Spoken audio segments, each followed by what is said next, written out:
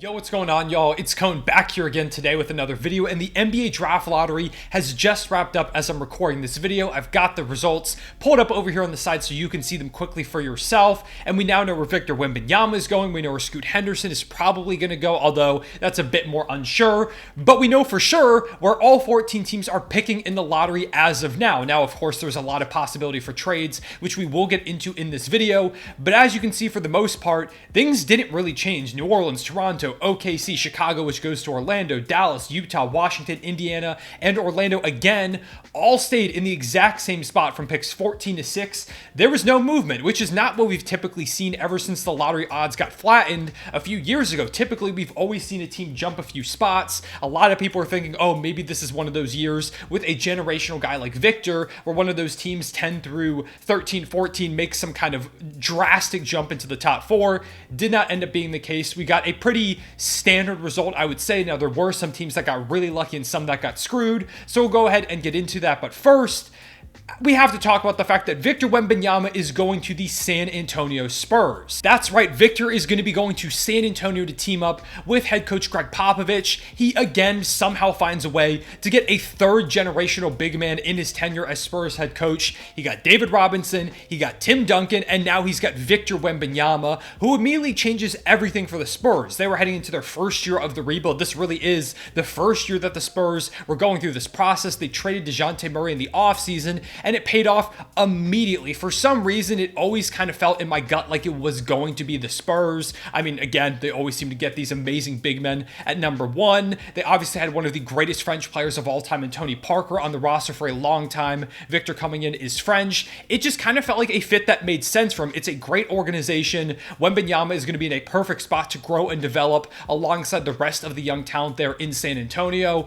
It's not the flashiest spot for him, somewhere like, Portland, where he played with Dame, or Charlotte, where he would have played with LaMelo, Detroit, Orlando, Houston. Any of those other spots probably would have been more flashy, but I think this is a great spot for Victor to land. And of course, having him as the centerpiece of your rebuild is all that the Spurs can ask for. I mean, one of the greatest prospects of all time in your first year of tanking is incredible stuff. So shout out to the Spurs fans, shout out to you for getting Victor Wembanyama. He's going to be amazing over there in that organization. You're already kind of building an identity too early on in this rebuild. You've got him, you've got Jeremy Sohan as well as high-level defenders. You've also got Devin Vassell, who can be a high-level defender, a shot creator, Keldon Johnson. There's some really fun pieces. Malachi Branham is a player I'm a big fan of over there in San Antonio. I think they've got something really special brewing over there. Super excited to see what the Spurs do with Victor and the rest of that squad going forward. And yeah, they're just really well set up. They also have a bunch of extra first-round picks from Atlanta in that DeJounte Murray trade that maybe they could use to trade back into this draft towards the end of the lottery or in the teens at some point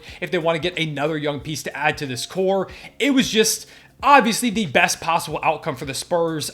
Victor's going to be great in that organization. Super excited to see what they do from here. And yeah, again, shout out to Spurs fans. They got one of the greatest prospects of all time. Now, after them, we had Charlotte, who also jumped up a couple of spots going from 4 to 2, and now they've got the opportunity to take Scoot Henderson. A lot of people are thinking maybe they should go Brandon Miller here because Scoot and LaMelo, I think it could be a good fit at the guard position, but it is a bit funky. But me personally, I haven't talked too much about my draft takes on here. I think Scoot is the clear number 2 pick. If you're the Hornets, you are in very early stages of your rebuild. You cannot afford to be taking fit over best player available. Now, if they think Brandon Miller is the best player available, they should go for him. But at the same time, I'm very passionate about the fact that I think Scoot is very clearly the number 2. I think him and LaMelo would be a really fun guard pairing. Obviously, they probably would have loved to get Victor to give LaMelo a high-flying, super high-level defending big, someone who would have been perfect as a fit next to him with that pick-and-roll duo too. It would have been phenomenal, but I think Scoot Henderson getting him in the backcourt next to LaMelo is still a great outcome for Charlotte. Now, obviously, they could also, like I said, go with Brandon Miller, who would also be really good. I think he's a phenomenal player and is my third best prospect in this class. But if I'm the Hornets, I'm taking Scoot here, pairing him and LaMelo for one of the most fun backcourts in the entire league. Imagine the lobs that LaMelo could throw to Scoot, which feels ridiculous at the guard position, but Scoot is enough of a high flyer that he could make that work. Then, at the 3 spot, you have the Blazers, who ended up tanking towards the end of the season. They sat down Damian Lillard, and they were trying to get Victor, see if they could get that help for Dame. They don't end up getting him, but they do end up jumping 2 spots to number 3 overall, which is a good outcome for the Blazers. Now, they're in a very different scenario than San Antonio and Charlotte, also Houston, Detroit, Orlando, most of the teams in this lottery, where the Blazers aren't trying to rebuild like a lot of those other squads are, even though maybe they should be. I've been saying for a long time that they should trade Damian Lillard and start this thing over. But it seems like they're pretty committed to trying to compete around Dame. That's part of why they tanked, because they wanted to get one of these top picks to either bring in a talent next to him, or what I feel like is probably maybe the more likely option is that the Blazers might trade this third overall pick. They're probably going to look for an all-star caliber talent that's out there in the market, try and pair Damian Lillard up with them, maybe get some other assets as well. Maybe they package Anthony Simons and that third overall pick if a superstar becomes available to get Damian Lillard as much help as possible. Maybe they go for multiple players, maybe not like a all-star caliber player, but maybe a couple of star guys to put next to Dame. I think there's a real shot that Portland trades this pick. Now, they could also go with Brandon Miller here and get a guy that could be a really good fit next to Dame, continue to build up this young core of guys. But Dame said in interviews this offseason that he doesn't want to be part of a rebuild. He wants to try and compete for championships now. He doesn't have a lot of time. And if Portland's going to go for a rebuild, they should probably just move on. I don't think Portland's going to do that. Portland seems very committed to building around Dame. So I honestly think Portland's going to trade this pick. I'm super curious to see where it ends up. Toronto, I think, is a potential option if they decide to blow things up, although I don't think they will. If a superstar becomes disgruntled at some point in this offseason, maybe they go for a guy like that, packaging three, and like I said, maybe Shaedon Sharpe, maybe Anthony Simons, depending on what the asking price is of that superstar. But this is a big asset for the Blazers to have to make a trade, and maybe they make a big win now trade that helps them be really competitive next season.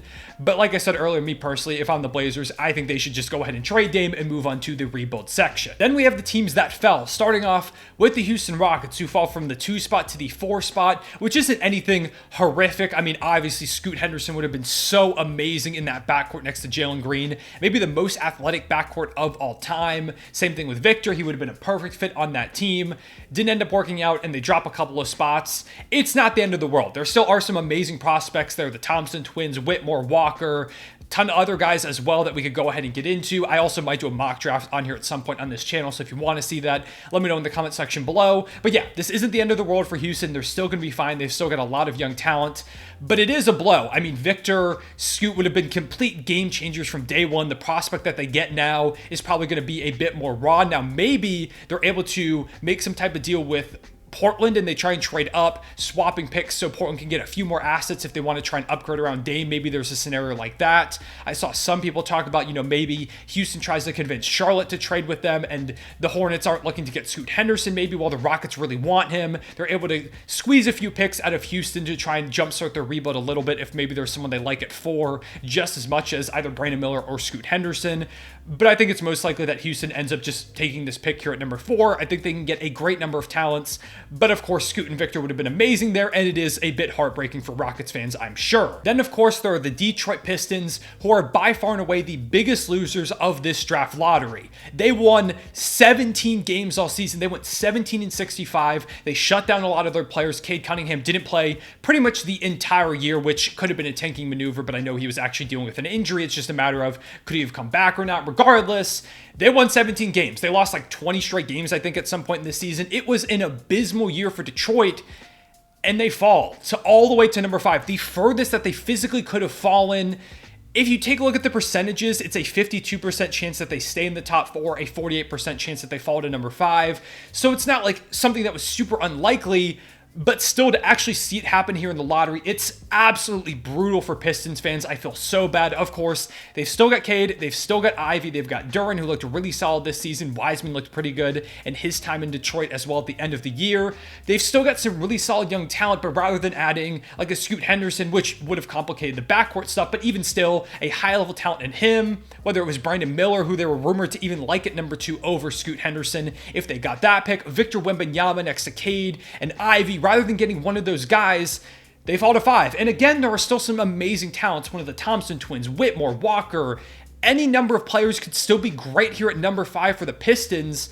But it's just, you take a look at what could have been, where you could have had any number of guys, and you fall as far as physically possible. You won 17 games all year. You tanked at the perfect time to try and get a generational prospect in Victor Wembanyama, another near generational guy potentially in Scoot Henderson, and instead you fall to the 5th overall pick. It's just a big blow to the timeline of this Pistons team. It seems like they want to try and compete as soon as possible, and maybe they try to talk to one of those teams, maybe Portland at 3, to see if they can still get Brandon Miller. Maybe they try and talk to Charlotte and see if they could probably pick number 2 away from them for a bunch of assets. Maybe they'll try and do something, but again, I think it's probably going to be pretty set in stone outside of Portland. I think they'll probably end up trading the pick, but they want contending pieces, which the Pistons just don't have to offer. So I think everybody else stays put. So the Pistons are probably just going to be picking at number 5, which again is still a great pick. But when you think about everything that could have been, it is a complete disaster for the Pistons in this scenario. So Pistons fans, I'm really sorry. I know this is the worst possible outcome, quite literally. Hopefully y'all still get a great prospect and have a great year next year with Cade coming back. You still have him. You still have Jaden Ivey, those other young guys on the roster. But yeah, this is a massive blow to them. So that's kind of how the lottery ended up shaking out. Some other thoughts on some things. Orlando staying at 6 is probably good for the rest of the league, because if Orlando somehow landed like Scoot or Vic, it might have been over. Indiana stays at pick number 7, 8 for Washington, 9 for Utah, of course. Dallas is at pick 10. I wonder if they end up making that pick or trading it for help around Luka Doncic. The Bulls do not end up jumping into the top 4, which would have allowed them to keep their pick from Orlando. Instead, Orlando now has it there at 11, so they've got 6 and 11. Maybe if they're a team that wants to try and trade up a little bit for one of those other squads, they could package those two. So maybe we see something like that from the Magic. My Oklahoma City Thunder stay at 12. It was like a 1.78% chance that we jumped into the number 1 spot, so I wasn't really anticipating it, but even still, I got my hopes up a little bit, so it is kind of disappointing to stay at 12, but even still, really excited about some of the prospects we could get there at pick 12. I mean, we got Jalen Williams, aka J-Dub, at pick 12 last year. He was 2nd in Rookie of the Year voting, all rookie first team. He was absolutely incredible, so we've already shown that we can get some high-level talent there at pick 12. Toronto stays at 13. Maybe that's a trade asset if they want to try and get better, or maybe they include that with one of their top guys to try and trade further up into this draft.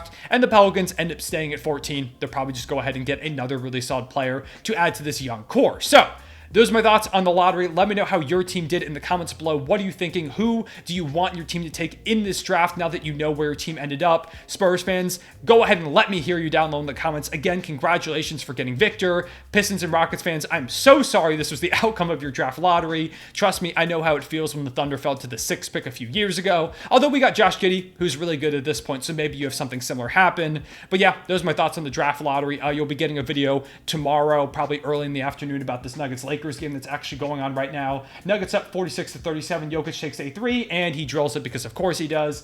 He's been dominant in this game. Also, they've got the shot clocks like on the floor because they weren't working, which is super weird. But anyways, you will have a recap on that game out tomorrow at some point, so make sure to look out for that. Also, leave a like and subscribe if you did enjoy the video. Also, let me know if you're in the lottery live stream. Shout out to all of y'all that were there. I want to do more live streams at some point over the course of this summer, most likely when the season isn't happening. Maybe I'll do one during free agency when that starts, maybe during the NBA draft like I have the past couple of years. So if you want to see any live content, let me know what you'd want to see me stream down below. I can't live stream games here on YouTube because my channel would get destroyed. But yeah, again, I appreciate y'all watching. I'll see y'all later. Real one, stay back.